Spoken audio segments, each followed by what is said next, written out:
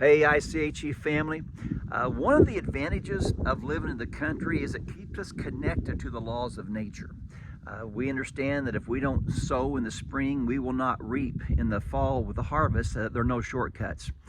And I think that's important because sometimes we get caught up in shortcuts as people and as a nation. Galatians says to do not be deceived, God is not mocked. Whatever a person sows, so shall they also reap. Now, the first thing to understand there is be not deceived. That means we have a great propensity to deceive ourselves.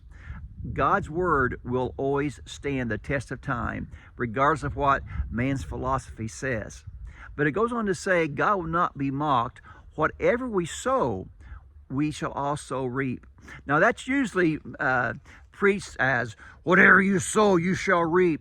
But I want to say, whatever you sow, you shall reap.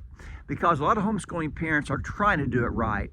Not perfectly, by no means, but they're trying to do it right. And sometimes you just get slammed to the ground. Your kids go through some difficult seasons. You think, God, what's going on?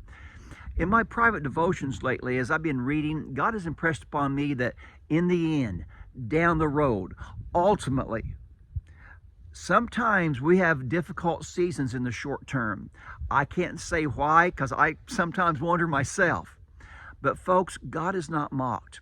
When you are trying to do it right, you will reap that harvest ultimately. So today, as you think about where you're at, what's going on, remember, don't be deceived. Don't let Satan deceive you. God sees what's going on in your life. When you're trying to do it right, trying to sow good seed, you will reap good results by the grace and mercies of God. Be encouraged today. This is Kirk Smith with ICHE.